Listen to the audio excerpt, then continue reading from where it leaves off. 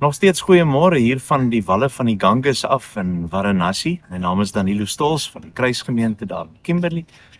En ek het die voorreg om so 'n klein bietjie hier in die strate van Varanasi rond te loop en saam met die kerk te wees, die gelowiges, die Christene hier.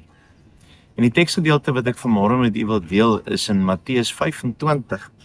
En daarvan vers 34 af. Nou, net so terwille van die tyd gaan ons nie al die verse lees nie. Maar die Here Jesus vertel hier die verhaal wanneer hy sê, dan sal die koning verdien sy regterhand sê, kom julle geseëndes van my Vader, beerf die koninkryk wat vir julle berei is van die grondlegging van die wêreld af. Want ek het honger gehad en julle het my te ete gegee. Ek het dors gehad en julle het my te drinke gegee. Ek was 'n vreemdeling en julle het my herberg gegee. Ek was naak en julle het my geklee, ek was siek en julle het my besoek. In die gevangenis was ek en julle het na my gekom. Dan sal die regverdiges hom antwoord en sê, Here, wanneer het ons u honger gesien en gevoed of dors en te drinke gegee en wanneer het ons u 'n vreemdeling gesien en herberg gegee of naak en geklee? En wanneer het ons u siek gesien of in die gevangenis en na u gekom? En die koning sal antwoord en vir hulle sê, voorwaar ek sê vir julle, vir sover julle dit gedoen het aan een van die geringstes van hierdie broers van my, het julle dit aan my gedoen. Hoeveel kos het jy? Het is maklik om dit in kos te meet en te sê, as iemand honger is en geen brood het nie en jy het 2 brode by jou en hulle vra vir jou iets om te eet, sou jy genoeg hê om vir hulle te gee? Die antwoord is ja, 2 brode gaan jou definitief versadig maak en jou moontlik jou vrou en jou kinders by jou ook en jy sou iets hê om mee te kon deel aan die een wat honger het. Nou, die gedeelte gaan sekerlik primêr daaroor dat die Here Jesus sê dat ons mense rondom ons moet raak sien. En dat hy ons stuur om in 'n wêreld 'n verskil te maak. En wanneer ons vir mense iets doen uit ons liefde vir die Here, dan sê hy dit is so goed dat ons dit vir hom doen. Dis ons gehoorsaamheid aan die tweede gedeelte van die 10 gebooie.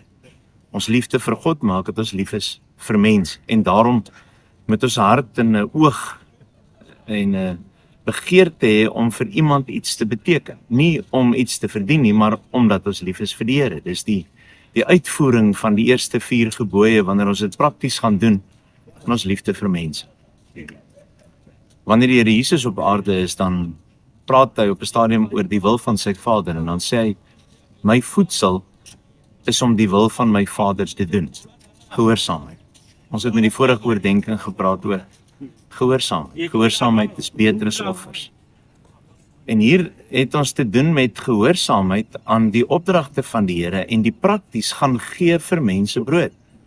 Gaan gee vir mense water. Besoek iemand wat in die gevangenis is.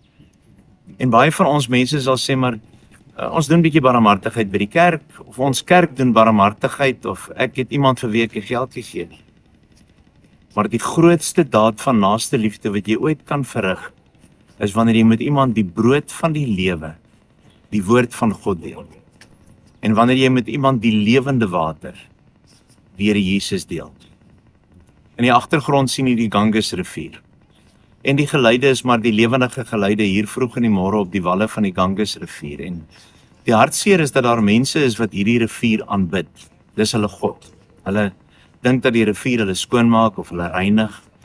En ons sien hier, wanneer ons langs hierdie rivier loop, dat elke mens het 'n behoefte om skoon te wees, om gereinig te wees. Hulle mis dit in totaliteit. Dat hulle dink 'n vuil rivier wat in soveel besoedeling blootgestel word, hulle kan reinig. Maar die behoefte, die soeke daarna. Ek en jy het die woord van die Here. Ons het die Here Jesus as die lewende brood. Ons het hom as die water wat lewe gee. En wanneer die Gees van God in ons lewe wek, dan borrel ons oor en hierdie water moet uitvloei. En 'n boodskap vir jou, daar in jou dorp in Suid-Afrika, van die noorde tot die suide, van die ooste tot die weste, die woestyn na waar daar baie reën, maak nie saak, jy het die lewende water. Jy hoef nie Varanasi toe te kom om met iemand die woord te deel. Om vir iemand wat regtig besig is om dood te gaan van die honger, geestelike armoede, dat jy die woord kan deel. Dit vat niks weg daarvan om vir iemand ook fisies brood en kos te gee nie, maar vanmôre die brood van die lewe. En kerk van die Here Jesus, die gemeente waar jy is. Elke Sondag het jy 'n dominee op die kansel. Elke Sondag kan jy die woord hoor, of jy kan op die internet inskakel by 'n gemeente as jy dalk nie 'n dominee het. Jy kan elke môre na hierdie oordeenkings luister. Jy het soveel. En dan is daar plekke soos Indië met 1.1 biljoen mense met 'n moontlike persentasie van 5% Christene. Die vraag is, help jy om 'n sendeling te onderhou? Nie noodwendig hier nie, maar waar ook. Het jy hart vir God se mense, of gaan die Here eendag vir sy kerk, vir jou gemeente, vir jou kerkraad, vir jou ouderlingraad, vir jou dominee, vir ons as 'n kerkverband gaan vra? Ek was honger en ek was dors en julle was nie bereid om te gaan nie. Jy wou alles net vir jouself hê. Mag jy vanmôre gevoed wees daar by jou eie huis, Sondag in jou eie kerk, elke week in jou eie dorp, mag jy uitdeel soos wat jy gaan. Maar mag ek en jy ook 'n hart vir 'n stikkende en 'n verlore wêreld hê. Kom ons bid saam. Here Jesus, dankie dat ons die brood van die lewe het. En wanneer ons hier in hierdie vuil, stikkende strate rondloop, dan besef ons iets van genade. Dat ek niks gedoen het om dit te kry nie, maar dat U my in die genade raak gesien het. En ons kan bid vir die manne wat sopas hier verbygestap het. Dat U deur die Heilige Gees en deur die woord en deur iemand wat op hierdie straat kom stap, 'n getuie sal wees om ook hulle lewens aan te raak. Here, dat U deur die woord en deur die Gees en deur U kerk verskillende stikkende wêreld sal bring. Ons bid dit in die naam van die Here Jesus. Amen. Mag jy 'n wonderlike dag hê. Mag jy vir iemand 'n glas water aangee en dalk 'n stukkie lewende brood. Totsiens.